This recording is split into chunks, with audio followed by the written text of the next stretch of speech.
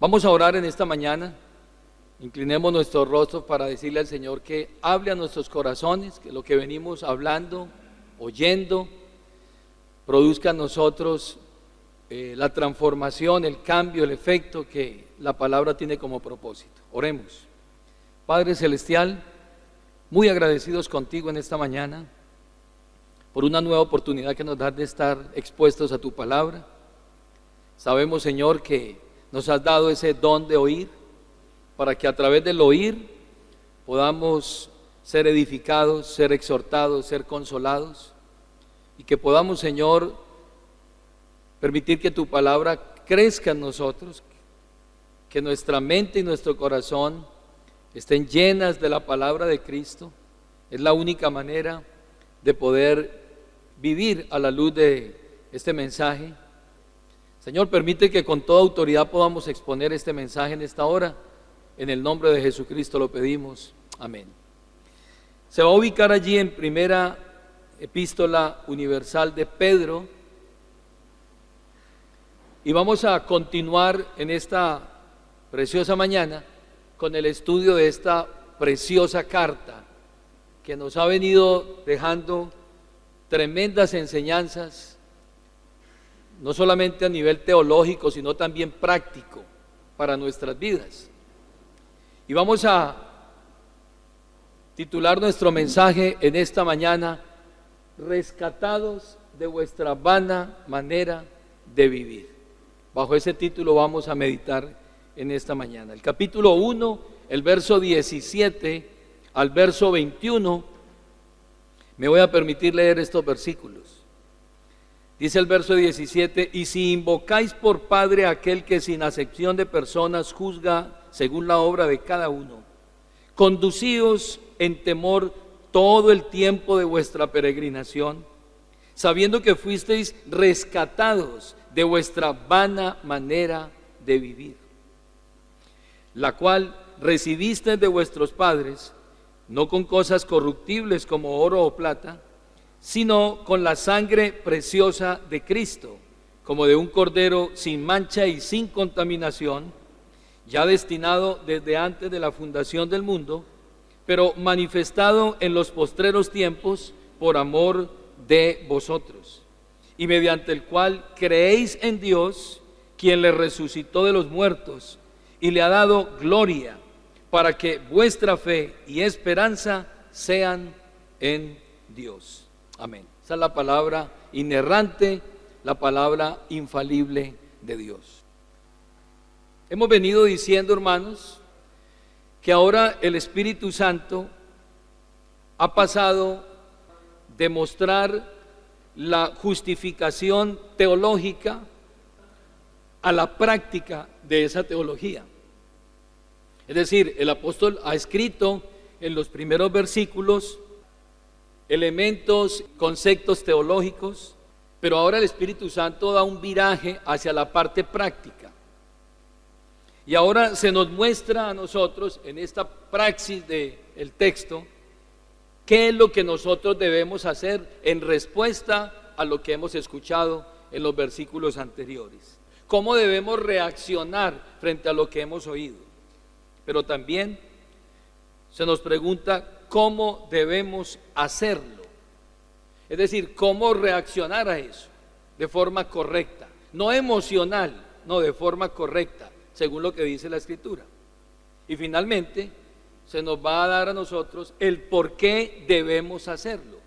Porque siempre que Dios diga algo, Él no solamente dirá el qué, sino el cómo y el por qué debemos hacerlo. O sea, no estamos aquí siguiendo conceptos simplemente por imposición o de forma ignorante. No, Dios nos pone el por qué, el cómo y el para qué, eso que estamos siguiendo. Así de que se nos ha dicho inicialmente qué es lo que debemos hacer, y vamos a continuar con el tema de la carta. En el versículo 15, el apóstol es muy claro y muestra qué es lo que nosotros debemos hacer. Dice el texto: sed también vosotros santos en toda vuestra manera de vivir. Esa es la demanda que se nos hace a nosotros. Ese es el núcleo o la columna vertebral de de esta demanda que Dios está haciendo. Esa es la demanda que Él hace. Ahora, luego se nos ha explicado a lo largo de estas enseñanzas cómo debemos hacerlo. Y se nos han dado 5 cosas que debemos hacer muy puntualmente. La primera, que debemos ceñir los lomos de nuestro entendimiento. En otras palabras, debemos ajustar nuestros pensamientos a la palabra de Dios. No es como yo creo, me parece, yo siento, no es eso. No es un sentir, no es una idea. No, es como dice la Escritura, tal cual. Porque si eso quedara en el aire de forma ambigua, en donde cada uno interpreta como quiere o se mueve al ritmo de lo que siente, esto sería una torre de Babel. Pero nosotros nos unificamos a través de lo que la Escritura dice, inspirado por el Espíritu Santo, y la iluminación y el discernimiento que el Espíritu Santo da a cada creyente para que vivamos a la luz de ello. Lo segundo que se nos dijo de cómo hacerlo es siendo sobrios, es decir, estando en un estado de conciencia clara y total lucidez espiritual. No pueden haber creyentes espiritualmente embriagados de las cosas del mundo, perdiendo toda sobriedad, toda realidad, toda conciencia de la realidad que estamos viviendo. No, se nos dice, tienen que ser ¿qué? Sobrios. Ustedes no son de los que se embriagan, hablando en términos espirituales, no son de los que duermen ni de los que se embriagan. Ustedes son los que andan sobriamente, redimiendo bien el tiempo. Lo tercero que se nos dijo es que debemos poner toda nuestra esperanza en la gracia soberana de Dios. En otras palabras, total dependencia en la gracia soberana de Dios, como dice el versículo 13 de este capítulo. Y agrega, ustedes deben obedecer. Si realmente ustedes van a vivir en la santidad de Dios, deben obedecer como hijos amados, como hijos obedientes, deben obedecer a la palabra. Y finalmente se nos dijo que no debemos ajustarnos a nuestros propios deseos que antes teníamos en nuestra ignorancia. No se dejen moldear, no se dejen meter en el molde de este mundo. Este mundo tiene un molde, nosotros no tenemos ese molde. Nosotros nos hemos despojado del viejo hombre con sus vicios y todo lo que tenía, y ahora nos hemos vestido ¿de qué? Del nuevo hombre creado según Dios. Ese es el molde que nosotros estamos ¿qué? Adquiriendo, y que estamos en el proceso, y Dios nos sigue dando ¿qué? La forma, con la palabra de Dios nos sigue moldeando. Así de que hemos visto qué debemos hacer, cómo debemos hacerlo, y hoy nos vamos a detener en por qué debemos hacerlo. ¿Por qué debemos hacer lo que hacemos para vivir y cumplir la demanda de Dios? Ser santos en toda nuestra manera de vivir. En la reunión pasada hablamos de la primera de ellas. El primer motivo es porque está escrito: sed santos porque yo soy santo. Es decir, la Escritura lo dice, la palabra infalible, inerrante, autoritativa lo dice, es un mandamiento. Sean santos porque vuestro Padre es santo, porque Dios es santo. Y lo vimos, que Dios tiene una naturaleza santa alejada de sus criaturas, que está por encima de sus criaturas en todo, pero que está específicamente por encima de la corrupción de este mundo. Y se nos pide a nosotros que estemos de igual manera por encima de la corrupción de este mundo, del pecado que se pulula y se mueve continuamente en este mundo. Nosotros no podemos hacer parte de eso. No podemos participar de las obras infructuosas de las tinieblas, sino más bien que reprenderlas. Dice la Biblia: conviertas en ellos a ti y no te conviertas tú a ellos, no lo hagas. Tú no puedes andar en la misma corriente de este mundo, conforme al príncipe de la potestad del aire, el espíritu que ahora opera en los hijos de desobediencia. Ustedes no han aprendido así de Cristo, dice Pablo. Y ahora se nos da el segundo motivo por el cual debemos hacerlo. El siguiente es: porque Dios no solo es nuestro Padre, sino también es nuestro juez. Número 3, porque fuimos rescatados de nuestra vana manera de vivir, como dice el verso 18.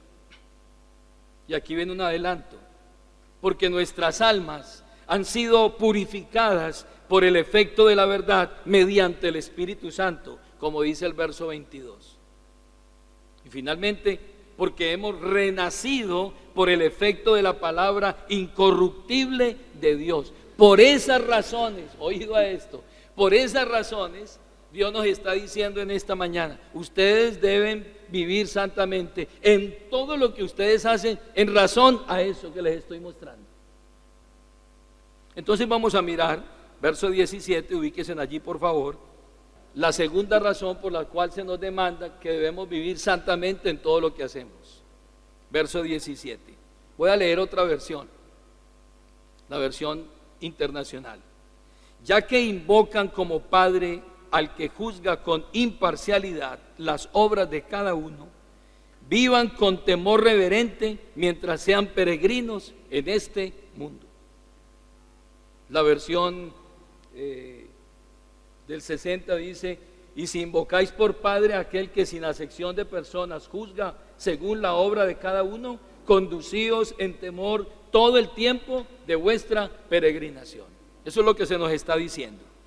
Ustedes deben vivir santamente en todo lo que hacen, en virtud o en razón a que ustedes llaman a Dios Padre, a ese Dios que juzga a cada uno según sus hechos y sin parcialidad. Deben mostrarle reverencia durante todo el tiempo que vivan en este mundo. Ustedes deben de vivir ¿qué? Santamente. ¿Por qué? Porque ustedes en sus labios, en su boca, invocan a Dios como Padre. Y lo que el apóstol está diciendo aquí es una declaración, es una condición o una oración condicional. En otras palabras, si ustedes de verdad son hijos de Dios, entonces ustedes se van a conducir de forma reverente en todo lo que hagan durante todo el tiempo de su peregrinación. Eso es lo que nos está diciendo el apóstol aquí. Si en verdad han hecho esto, entonces ustedes harán esto. Causa, efecto. Nosotros tenemos un gran honor. Nosotros no tenemos a un Dios lejano, a un Dios separado de nosotros. No tenemos un Dios como lo tuvieron los griegos o los romanos o los pueblos paganos, que eran dioses lejanos.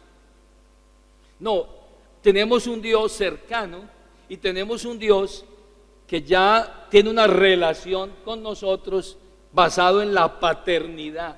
Es decir, un Dios que nos llama a nosotros ¿qué? Hijos. Primera Juan capítulo 1, el verso 13 dice: mas a todos los que le recibieron, a los que creen en su nombre, Él les dio el derecho, les dio la potestad de ser ¿qué? Hechos hijos de Dios, hijos de Dios. Eso es lo que somos nosotros. Y los discípulos entendieron eso, y cuando Jesús les enseñó a orar, váyase allí a Mateo capítulo 6, cuando ustedes se dirijan a Dios, lo van a hacer de esta manera. Escúchenme bien, esto es trascendente porque es un cambio total. Dice: cuando vosotros pues oraréis así, ustedes se van a dirigir a Dios así: Padre nuestro que estás en los cielos, santificado sea tu nombre. Ustedes van a entrar con toda confianza. Y el Padre les ha dado potestad, les ha dado el derecho, no porque ustedes tengan el derecho, no, porque a través de la obra de Cristo ustedes tienen hoy ese derecho de entrar y hablar con Él y decirle: Padre nuestro. No simplemente Padre, porque yo puedo decir: Él es Padre, Él tiene 3 hijos, pero Él no es mi Padre. Pero ustedes van a decir: Padre nuestro. Eso ya es sentido de pertenencia, no es un Dios lejano, es un Dios cercano. Cuando hablen con Él, díganle: Padre nuestro que estás en los cielos. Santifiquen su nombre. Tenemos un Dios cercano. Y Pablo, ya cuando escribe sus cartas, muestra la razón por la cual nosotros hoy tenemos esa paternidad de Dios en nuestras vidas, tal como lo podemos hacer gracias a ¿qué? A la obra del Espíritu Santo. Usted y yo tenemos hoy ese gran privilegio, no solamente por la obra de Cristo, sino también por la obra del Espíritu Santo en nuestras vidas. Váyase allá a Romanos capítulo 8, el versículo 14. Pablo está explicando esa paternidad que hoy tenemos. El verso 14 del capítulo 8 de Romanos, dice la Escritura, verso 14: porque todos los que son guiados por el Espíritu de Dios, estos son hijos de Dios. Pues no habéis recibido el espíritu de esclavitud para estar otra vez en temor, sino que habéis recibido el espíritu de ¿qué? De adopción, por el cual clamamos. ¿Cómo clamamos? Papá. Es impresionante. Abba, Padre, papito. Él es mi papá, mi padre. Yo estoy bajo su soberanía, bajo su paternidad. Versículo 16: el Espíritu mismo da testimonio a nuestro espíritu de que somos ¿qué? Hijos de Dios. Y si son hijos, entonces dice Pablo, también son herederos de Dios y coherederos con Cristo, si es que padecemos juntamente con Él, para que juntamente con Él seamos ¿qué? Glorificados. Si Dios es nuestro Padre, ¿qué viene a hacer Cristo con nosotros? Hermanos. Él es nuestro hermano mayor. Pero eso es en razón a la obra de Cristo. Porque usted no ha recibido un espíritu de esclavitud, usted ya no es un esclavo, usted es un hijo. Y entonces, al ser hijo, usted ha recibido el espíritu de adopción, por el cual clamamos que Abba, Padre. Podemos entrar libremente a su presencia. Gálatas 4, 6 y 7 dice: y por cuanto sois hijos, por esa razón Dios envió a vuestros corazones el espíritu de su Hijo, el cual clama que Abba, Padre, dentro de nosotros. Así que ya no eres esclavo, sino hijo, y si eres hijo, también eres heredero de Dios por medio de Cristo. Wow. O sea que nosotros no somos cualquiera por ahí. Nosotros somos hijos de Dios y hermanos de Cristo. A nosotros se nos dice entonces que nosotros invocamos a ese Dios por Padre, ¿cierto? Y eso es lo que está diciendo Pedro aquí en la carta. No podemos perder el hilo. Pedro dice: ustedes invocan a Dios por Padre, lo invocan por Padre. Pero sepan también que ese Dios que es Padre de ustedes, también es juez de ustedes. No se les olvide eso. Que aunque Él es Dios de ustedes y es el Padre de ustedes, y que ustedes pueden hablar con Él y clamarle a Él, Abba, Padre, tienen que tener muy claro también que Él es el juez de ustedes. O sea, ustedes no pueden andar haciendo cualquier cosa a su antojo, no. Tienen que tener cuidado porque Él es juez de ustedes. Y Él juzga imparcialmente. Él no tiene aquí parcialidad. No es que yo quiero más a este que al otro. No. La imparcialidad de Dios. ¿Juzga qué? Imparcial. Él nos ve a todos por igual. Eso es lo que dice el texto. Vuelva allí a Primera de Pedro, capítulo 1, el versículo 17. Y si invocáis por Padre aquel que sin acepción de personas juzga según la obra de cada uno, conducidos con temor todo el tiempo de vuestra peregrinación. ¿Por qué usted debe vivir santamente en todo lo que hace? Porque usted tiene un Padre, Dios le ha dado el privilegio de ser su hijo, estar bajo esa paternidad, bajo ese cuidado, bajo esa soberanía. Pero recuerde, Dios, que es su Padre, también es su juez. Porque Él es mi papito, yo puedo, mi papito me alcahuetea todo y Él sabe. No. Como el hijo desobediente. No, mi papá no me dice nada. Él es tu Padre, pero Él es tu juez.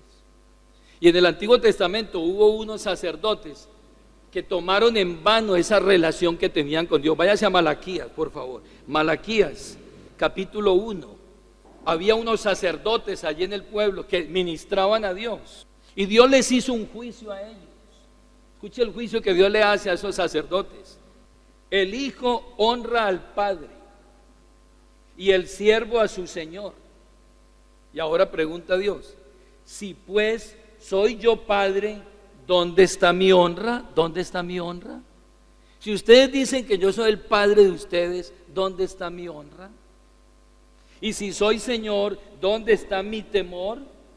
Dice Jehová de los ejércitos a vosotros, oh sacerdotes, que menospreciáis mi nombre y decís: ¿en qué hemos menospreciado tu nombre? Y escuchen que habían tenido en poco el nombre de Dios. Porque Dios les está diciendo, ustedes dicen padre, y que mi padre, y bueno, y si yo soy el padre de ustedes, ustedes cómo me están honrando a mí. Porque eso no es simplemente que su hijo le diga: ay, tú eres mi padre, y tan lindo mi papá, y cuando usted le dé una orden, él no la obedezca, y que él esté deshonrándole, haciendo lo que no debe de hacer. No.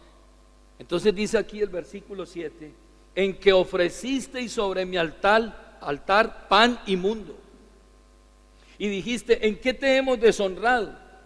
Hacen el mal y ahora están preguntando: oiga, ¿y nosotros qué hicimos? Le están diciendo a Dios que en qué lo habían deshonrado. Dice el verso 7, en que pensáis que la mesa de Jehová es ¿qué? Despreciable. La mesa de Jehová es despreciable. Tú colocas mesa delante de mí. Hoy aquí está puesta la mesa de Dios. Cuando traemos la palabra de Dios, que es el pan de vida, usted se está sentando a la mesa, usted se está exponiendo a la palabra. Y si usted viene aquí consciente de lo que viene a hacer, a escuchar la palabra, a decirle a Dios: Señor, habla mi vida, quiero que esa palabra transforme mi vida, usted está honrando la palabra. Pero si a usted no le interesa esto y sencillamente usted no le da relevancia a esto, está menospreciando la mesa del Señor. Al igual cuando nos reunimos para la cena del Señor, si no le está honrando ese momento, está teniendo en vano la mesa del Señor, la está haciendo despreciable. Y cuando ofrecéis el animal ciego para el sacrificio, ¿no es malo? Les pregunta Dios, que me traen un cordero ciego. Asimismo, cuando ofrecéis el cojo o el enfermo, me traen un sacrificio, lo peor por allí, sarnoso, cojo, ciego, malo, y me lo traen a mí para ofrecérmelo a mí. Ustedes dicen que yo soy su padre, pero me están trayendo eso para ofrecerme sacrificios. Entonces Dios les hace un reto a ellos: ve y preséntaselo a tu príncipe, ve y llévaselo a tu príncipe. ¿Acaso se agradará de ti o le será acepto? Dice Jehová de los ejércitos. Llévale al príncipe lo que me traes a mí y me dices cómo va a reaccionar ese príncipe cuando tú le lleves ese sacrificio. Es una exhortación. Pregunto hoy, con la misma diligencia que tú haces tus labores, tu trabajo, cumples tus compromisos y todo lo que tú haces con el mismo afán, con el mismo compromiso, cumpliendo los horarios y todo lo que tú haces al príncipe, es decir, afuera, a tu jefe, a tu empresa, a tu labor, con todo el entusiasmo que lo haces, cuando tienes que traerle a Dios alabanza, oración, búsqueda, reunirte, congregarte, ¿lo haces de la misma manera?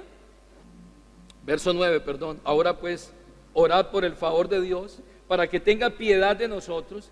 Pero ¿cómo podéis agradarle si hacéis estas cosas? ¿Cómo van a sentir ustedes el agrado de Dios si ustedes viven trayéndome lo que ni siquiera sus propios príncipes les reciben? Dice Jehová de los ejércitos: ¿quién hay también de vosotros que cierre las puertas o alumbre mi altar de balde? Yo no tengo complacencia en vosotros, dice Jehová de los ejércitos, ni de vuestra mano aceptaré ofrenda. No me traigan eso, que yo no lo voy a aceptar, le dice Dios a los sacerdotes. Porque desde donde nace el sol hasta donde se pone, es grande mi nombre entre las naciones, y en todo lugar se ofrece a mi nombre incienso y ofrenda limpia, porque grande es mi nombre entre las naciones, dice Jehová de los ejércitos. Mi nombre es grande entre las naciones. Mi nombre es poderoso. Tú no me puedes traer cualquier cosa, dice Dios. Versículo 12. Y vosotros lo habéis profanado cuando decís, inmunda es la mesa de Jehová, y cuando decís que su alimento es que despreciable. Habéis además dicho, oh, qué fastidio eso, y me despreciáis, dice Jehová de los ejércitos, y trajiste lo hurtado, trajiste lo cojo, trajiste lo enfermo, y presentasteis ofrenda. ¿Aceptaré yo eso de vuestra mano? Dice Jehová. ¿Voy a aceptar yo eso? Y termina diciendo, maldito el que engaña, el que teniendo machos en su rebaño promete y sacrifica a Jehová lo dañado. Porque yo soy el gran rey, dice Jehová de los ejércitos, y mi nombre es temible entre las naciones. No me traigan eso, no me traigan sobras, dice Dios. Si ustedes dicen que son hijos y que yo soy su padre, traigan lo mejor para Dios. Y ese fue el juicio que Dios le hizo a sus sacerdotes. Y ahora Pedro toma esa figura antiguo testamentaria y nos dice a nosotros como creyentes, hermanos, ustedes invocan a Dios por Padre, dicen que Dios es su Padre, pero recuerden que Él también nos juzgará a nosotros. Pastor, ¿cómo así? ¿Nosotros también vamos a ir a juicio? Sí, vamos a ir. Vamos a ir. Nosotros también como creyentes debemos recordar que el cristiano invoca a Dios Padre en oración y en adoración, pero también debe recordar que es Dios a su vez su juez. Él nos va a juzgar un día, a nosotros, a cada uno de nosotros nos va a juzgar. Pastor, pero yo ya soy salvo, sí, pero nos va a juzgar. Ahora, R.C. Sproul dice estas palabras: aunque los cristianos tienen sus pecados perdonados y nunca sufrirán los castigos del infierno, porque ahora la dádiva de Dios es vida eterna en nosotros, sin embargo, comparecerán delante de Cristo en el día del juicio para recibir varios grados de recompensa por lo que han hecho en esta vida mientras estaban en el cuerpo. Los creyentes, eso está en 1 Corintios capítulo 3, el versículo 12 al 15. Y este juicio incluirá, 1, la revelación y la evaluación de los motivos por los cuales tú hacías las cosas y con qué intenciones de tu corazón las hacías. Wow, impresionante. Eso es para temblar. Váyanse a 1 Corintios 4, 5. Entonces llegará un momento en que todo será revelado, todo será revelado, todo será evaluado. 1 Corintios 4, 5, dice la Escritura: así que no juzguéis nada antes de tiempo, no juzguen nada antes de tiempo, o sea, no nos juzguemos aquí entre nosotros, hasta que venga ¿quién? El Señor. ¿Y qué hará el Señor? Él aclarará también lo oculto de las tinieblas y manifestará las intenciones de los corazones, y entonces cada uno recibirá su alabanza de Dios. Cada uno, venga, será revelado en nuestros corazones con qué intención lo hacíamos. ¿Cuál era la intención? ¿Cuál era la motivación de lo que hacíamos? ¿Qué fue lo que le trajimos a Dios? Y entonces cada uno recibirá de Dios ¿qué? La recompensa. Mientras tanto, no se juzguen, tranquilos, no se juzguen entre ustedes. El Señor vendrá y aclarará todas las cosas, como el dueño de nuestras vidas. Hermanos, lo anterior entonces nos lleva a pensar que el hecho de que Dios nos juzgará sin parcialidad y conforme a nuestras obras, si sabemos eso, entonces debemos motivarnos a vivir en santidad. Está diciendo Pedro aquí entonces que si admitimos que Dios, a quien invocamos, es nuestro Padre y es nuestro juez, entonces nosotros vivimos como personas santas. Eso es lo que nos debe llevar ese pensamiento. Entonces lo primero es que usted y yo debemos vivir santamente porque Dios es santo y usted debe ser santo. Y lo segundo es que usted debe vivir santamente y yo debo vivir santamente en razón a que Él es su Padre, pero Él también es su ¿qué? Su juez. Mañana seremos llamados. Un texto adicional para que usted lo tome allí en sus notas, 2 Corintios 5:10, porque es necesario que todos nosotros comparezcamos ante el tribunal de Cristo para que cada uno reciba según lo que haya hecho mientras estaba en el cuerpo, sea bueno o sea malo. Note usted que Pablo se incluye ahí. Todos nosotros comparezcamos ante el tribunal ¿de quién? De Cristo. Entonces, por esa razón, yo debo procurar vivir en santidad todo el tiempo.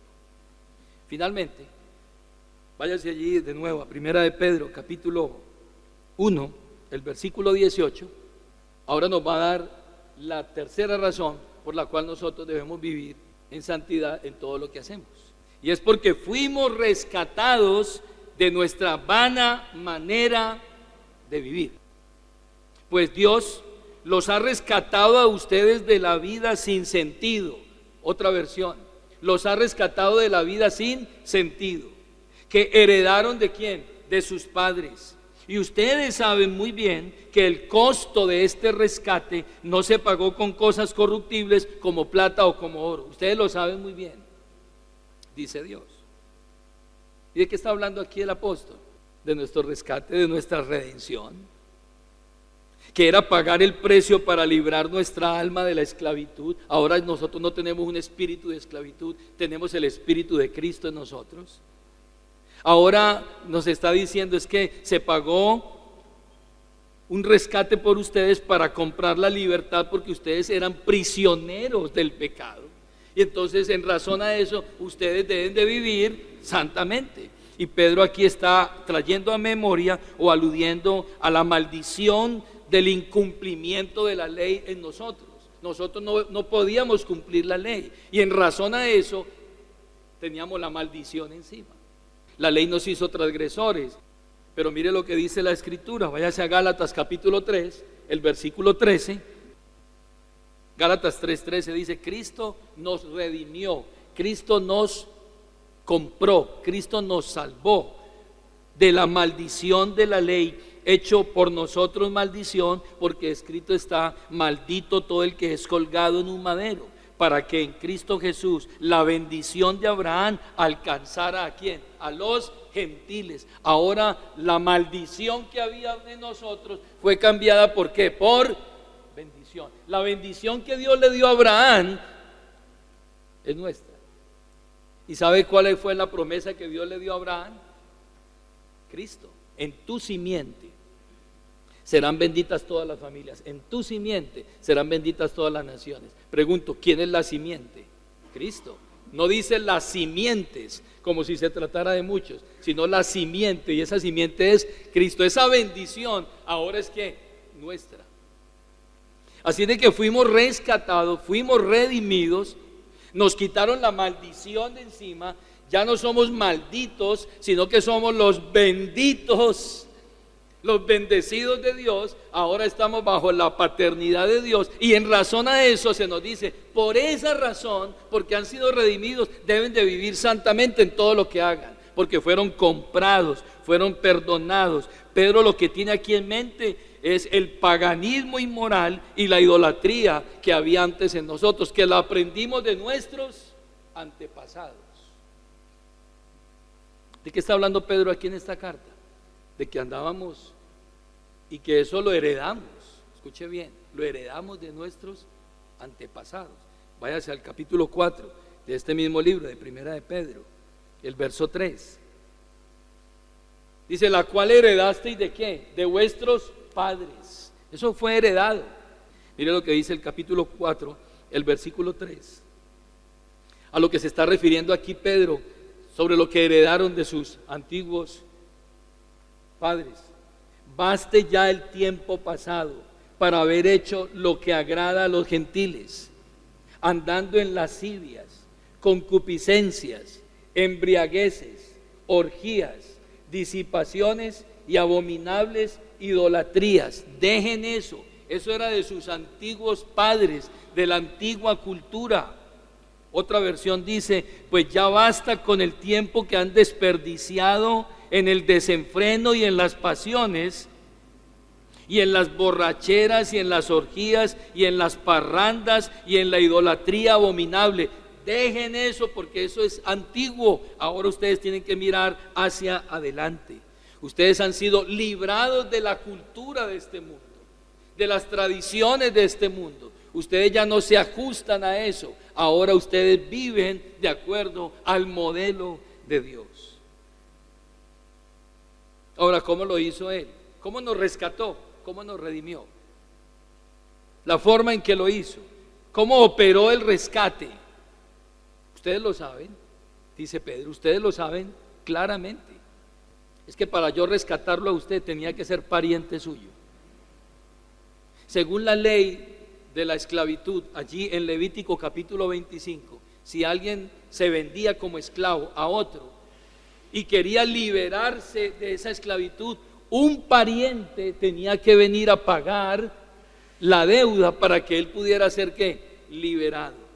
Así de que cuando alguien se hacía esclavo por deuda y no tenía dinero para pagar y recibir la libertad, solo un pariente cercano podía ¿qué? Liberarlo, venir y pagar la deuda. Levítico 25, el verso 48. ¿Sabe qué fue lo que hizo Cristo? Yo voy a pagar la deuda de ellos. Yo tengo que hacerme ¿qué? Pariente. Yo tengo que hacerme familiar de ellos. Y entonces toma forma de hombre, toma carne, y ahora dice, Cristo se hizo nuestro pariente cercano para tener el derecho legal ante Dios para pagar nuestro rescate y podernos ¿qué? Redimir. No podía redimirnos si no tuviera el vínculo familiar con nosotros. Por eso la Biblia dice, Salmo 22, 22, anunciaré tu nombre a mis hermanos, en medio de la congregación te alabaré. Cristo habla de ti, dice, Él es mi hermano.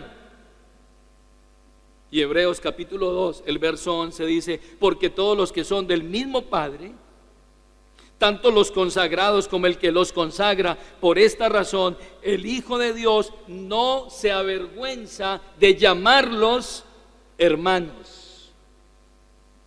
Por ese privilegio que usted tiene en esta mañana, de que Cristo sea su pariente cercano, que lo redimió y que Él sea su hermano. No es un tío ni un primo, no, es su hermano. Entonces ahora se nos dice, ustedes deben de vivir ¿qué? Santamente, en razón a eso, porque hoy tienen ustedes un parentesco con Cristo y son hijos de ¿qué? De Dios. La segunda elemento por lo cual hace esa redención, o cómo lo hace, es entregando su vida y derramando su sangre por nosotros. Vertió hasta su sangre por nosotros.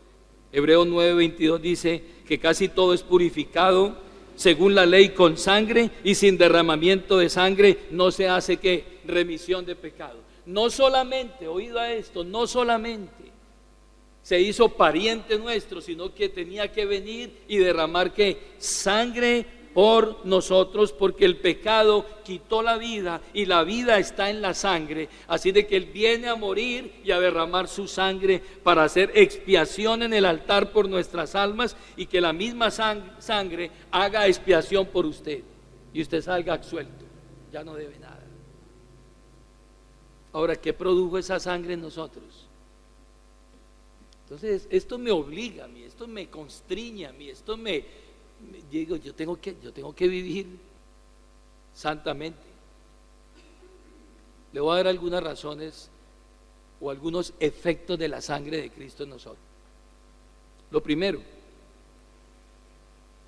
según Hechos 20:28, nos ganó con su propia sangre, nos ganó. Pablo dice, por tanto, mirad por vosotros y por todo el rebaño en que el Espíritu Santo os ha puesto por obispos, para apacentar la iglesia del Señor, la cual Él ganó por su propia sangre. Nos compró a precio de sangre. Él no pagó plata, oro, piedras preciosas. Él dijo, yo voy a pagar con ¿qué? Mi sangre. Voy a pagar con mi vida. Eso significa eso. La sangre es ¿qué? La vida. Si a usted le quitan la sangre, ¿qué le quitan? Si usted se queda sin sangre, se queda ¿qué? Sin vida. Por eso cuando la gente está en cuidados intensivos, ¿qué piden? Sangre, tiene que traer sangre porque se va a morir.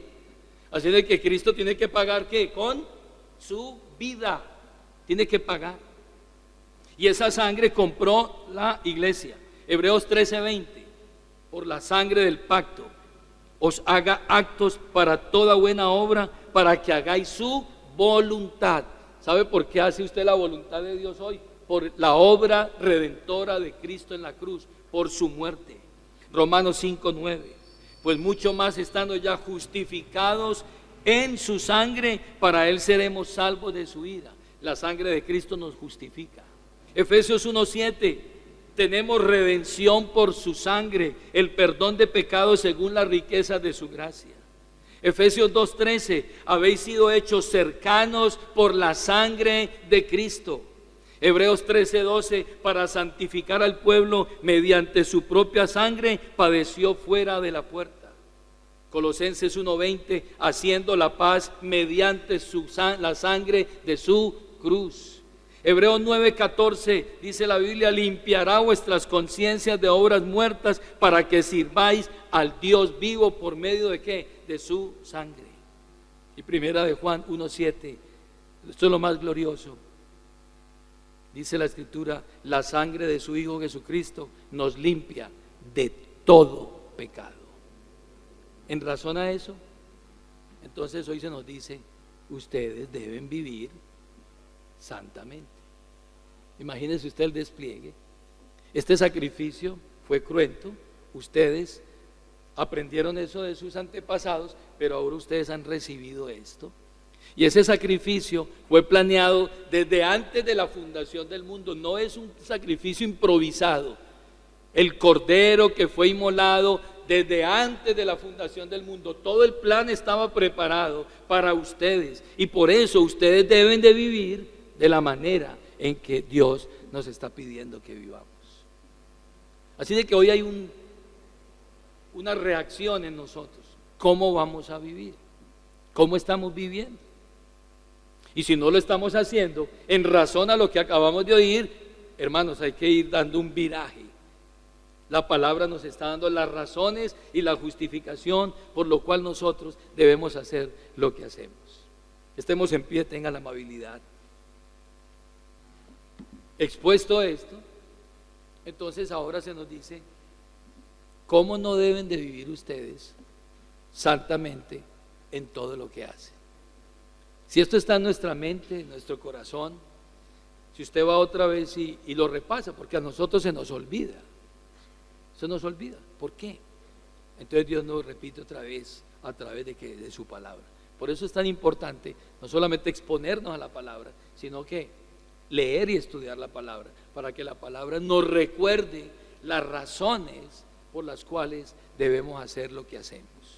Oremos en esta hora y oremos para que el Señor nos perdone si no hemos vivido a la luz de esto. Que Dios nos perdone. Y pidámosle perdón al Señor en esta noche, en esta mañana. Digámosle: Padre, yo he fallado, yo he pecado, yo no he vivido a la luz de esto. Ayúdame a vivir a la luz de estas verdades.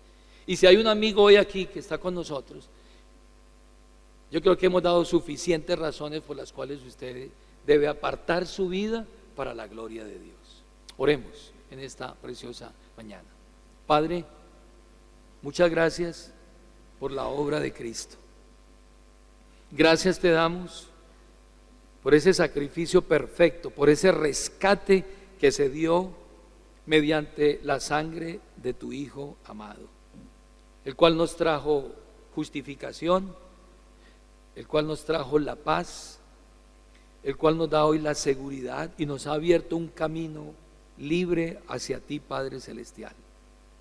Pero te pedimos también perdón si hemos tenido tu nombre en poco, si hemos traído, Señor, a tu presencia una ofrenda que no te agrade. Quizás te hemos dado muchas ofrendas de nuestro servicio, de nuestra adoración, ofrendas que no te traen agrado a ti. Y es posible que estemos viviendo de una forma despectiva y que estemos viniendo a la mesa tuya con desprecio, con menosprecio a tu palabra. Señor, perdónanos por ello y que podamos vivir cada día a la luz de estas verdades gloriosas. Si hay un amigo aquí, que él pueda entender que hay una demanda de parte de Dios y es vivir santamente en todo lo que hacemos. Que pueda haber una iglesia que juntamente cada uno de nosotros pueda vivir a la luz de estas verdades. Lo pedimos en el nombre de tu amado Hijo Jesucristo. Amén.